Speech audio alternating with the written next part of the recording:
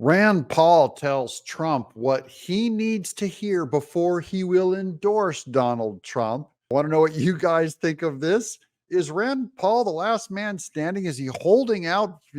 Are his demands too ridiculous? We'll find out right at the end. In the meanwhile, tells us why Biden is such a danger to the whole world. Welcome to Doug in Exile. This is where the happy patriots are. Rand Paul. You know, my concern is that weakness invites tragedy. You know, with the evacuation in Afghanistan, and this is, a year or two ago now, the weakness of it, retreating from a commercial airport instead of retreating if we were going to leave from the Air Force Base at Bagram, which would have been a much more sound military strategy. In that weakness, 13 soldiers died. That was the biggest debacle of Biden's whole 4 years, actually, that Afghan withdrawal. We lost our soldiers. Some of them died. And remember, Biden said no soldiers have died. No one has died on his watch. Which is a lie in the debate, and shocking because Joe Biden even received the caskets. That was one of his official duties, and he had no memory, no knowledge, just a complete, so immoral. In fact, I could show you videos of one of the wives of one of those fallen soldiers said, like, I'm so thankful Donald Trump remembered me, even though Joe Biden forgot us. But then the reaction also comes from a point of weakness and perhaps related to senility, is that he overreacts. And so he says, well, we must do something, and I must show that I'm not weak. And so there's an overreaction, and they killed an aid worker and several children with a drone because we must do something. The world thinks I'm weak. Americans think I'm weak. They think I'm ineffectual, so I have to do more. And of course, the media did nothing about when Biden killed that civilian because they're too busy covering up for him. But I liked how, Rand Paul's a doctor, I believe an eye doctor, and he gave his medical professional opinion right there, kind of slipped out that it could be due to Biden's senility. So really, the problem with weakness often isn't inaction, it's overaction and response. But it also sends a signal to the world that America doesn't know what it's doing. Mm-hmm. And, we saw the warnings from Khomeini recently from the Ayatollah saying something's going to happen somewhere around the world at one of your bases. Those are valid threats right now. Every enemy of America saw the debate, okay? And they've seen Biden over the last 4 years. They know they've only got about 5 or 6 months to pull something, to do that thing, whatever they're dreaming of doing. These next 5 months, I believe, will be the most dangerous for the world stage because they know no one is driving the American car. That Biden and the Democrats, whoever is driving, Obama, whatever, they're pacifists, they're weak. They don't want to do anything. And if they do anything, they over-respond, they overreact, and it's not impressive. And I take that at face value, and I think we have to be prepared. But I think we have to be cognizant that weakness leads to overreaction, could lead to something much worse. So watch for the Democrats' over-response also to anything on the world stage. I believe all of their mucking they've done around Ukraine and even Israel has largely been bad. No, over the weekend, the U.S. military was warned in Europe that a credible intel threat for a terrorist attack was in place over the next week or so. So while back home we're having this debate about Joe Biden's mental acuity and, trying to debunk these lies from the White House about whether he actually is having these problems or not, the rest of the world is watching, and the adversaries, as you say, are taking advantage of that weakness. And terrorists are especially into taking advantage of weakness. They really are kind of cobbled together off on the side, privately, doing their secret things. They really are invited by weakness and chaos to do this. And people see America right now is in chaos, not because of the Republicans protesting Biden and calling out, but really his leadership style and Anthony Blinken. It is the most disastrous foreign policy we had. Remember, and the Democrats are always saying we're gonna heal our reputation around the world. How is our reputation around the world, Democrats, you liars? You can see in contrast Donald Trump.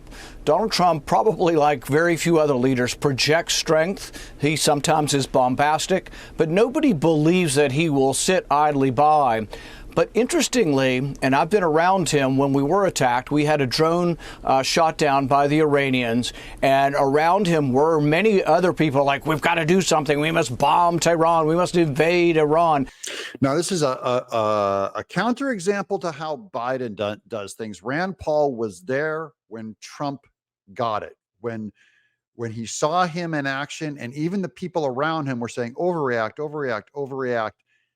And Trump was cool. And his response was much more reasoned, but his response was also such that he cared about every soldier, and he knew for every reaction there'd be a reaction, and that he was concerned, how many Iranian soldiers will we kill? How many will they come back and kill? See, Trump even cares about our enemy soldiers, including in Ukraine. He's not just going, kill them all, let God sort them out.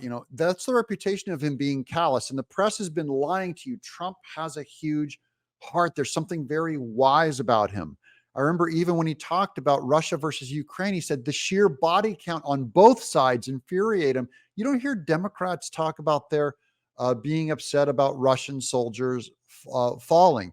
As Golda Meir said of Israel many years ago, so wise, she said, she's not upset at our soldiers, the young men that you killed, but we're upset at your soldiers that you're going to make us kill. There's a wisdom there about the other person being made in the image of God that I think is in Trump in a subconscious level, even if you can't quite articulate it that way. He has shown that compassion in a way that other presidents have not. And it was a very thoughtful process, much more so than I think people give Donald Trump credit for. But I think by projecting strength, you're allowed to have a more measured response. If you project weakness, like Biden does, then you become hysterical that I must do something, we must attack, we must invade, because otherwise I will look weak. You also want to project a little bit of warmongery, which Trump does, even though I know he doesn't mean it. But remember, Nixon was seen as the kind of lunatic that would launch a bomb. And that was where the strength and muscularity of his foreign policy came from. It was not that he was actually a lunatic who'd launch a bomb. Ronald Reagan is another one who's famous for people just saying, oh, he wants to have global thermonuclear war, which of course is false, but you want it to look like you could. Trump looks like he could. That's important, that Kim Jong-un and Putin and Hamas and all of our enemies, that they look over at him and go, he might just do it. It's not that he will do it. It's like going against Patton or Churchill. You have to know that they could do it. Right. So I think if you can project strength like Donald Trump does, it may actually save us and prevent us from entering into war needlessly. And it is the strength, that forward-looking strength, that ends up preventing wars, not acting tough and going out and Biden just his bragging and stuff. It is so thin and foolish. No one believes him, and they see what he does on the ground, and it's basically a big nothing. The fear of Trump, that's why when Ronald Reagan got elected in 1980 and Jimmy Carter projected his weakness, the Iran hostages were voluntarily released before he even got into office when Ronald Reagan won the election. Senator, you've been a supporter of President Trump. The RNC convention is in about 2 weeks' time in Milwaukee. Are you going to give him your full endorsement? Why hasn't Rand Paul endorsed Trump yet? The answer. I have told them I'm persuadable, but I'm going to need a little bit more of a conversation. If they're willing to have the conversation, I'm open to the discussion. On what issue specifically? Well, the debt. The debt. I love his backbone he shows. However, I also despise libertarians, the purity of libertarians. And I think this might be Rand Paul's libertarian. What's he going to do? Not vote for Trump and not vote for Biden and basically not endorse either one, as if they're interchangeable, even on the debt? Rand Paul, I predict he's going to come home to the Republican Party. I mean, there was about $8 trillion worth of debt added under the Trump administration. There will be about $8 trillion added under the Biden administration. I'm a deficit hawk. I ran for Congress because we have so much debt added. Yeah, that's true. He has a good point. He's a holdout.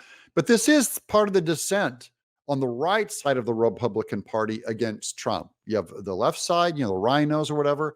This is to Trump's right. Guys like Rand Paul, deficit hawks, are going to go, look, you raised $8 trillion.